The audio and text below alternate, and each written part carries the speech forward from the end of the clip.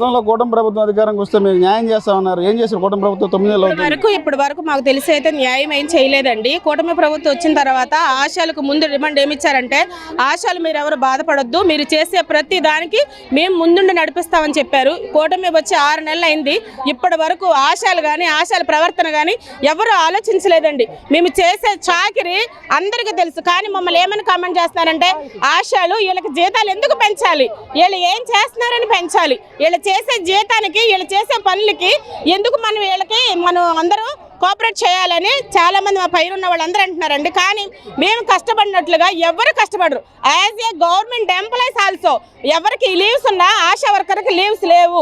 ఎప్పుడు 24 గంటలు 24/7 అంటే వారం రోజుల్లో 24 గంటలు ఒక స్త్రీ ఎలా కష్టపడుతుంది?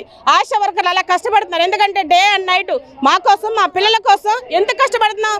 రేపొద్దున ఏదైనా ఫ్యూచర్లో మాకేదైనా అయితే గవర్నమెంట్ మాకు కావాల్సినవి అందిస్తుందని మేము అనుకున్నాం. కానీ ఇప్పటి వరకు ఎవరు మా గురించి ఆలోచించలేదు.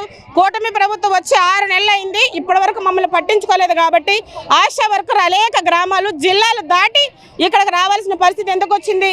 మాకు ఈరోజు ఏదైనా న్యాయం చేస్తారు అని మేమేం అడగట్లా. గవర్నమెంట్ ఉద్యోగస్తులుగా మమ్మల్ని గుర్తించండి. కనీస వేతనం 26,000 ఇవ్వండి. ఈరోజు ఉప్పులు, పప్పులు, బియ్యం ఏది కొనాలన్నా సరే మేము కొనలేని ఆర్థిక పరిస్థితి. పొద్దున బయటికి వెళ్తే సాయంత్రం 6 వరకు ఇంటికి రాం. అలాగే హాస్పిటల్కి వెళ్తే 2 రోజులు అక్కడే ఉండాలి.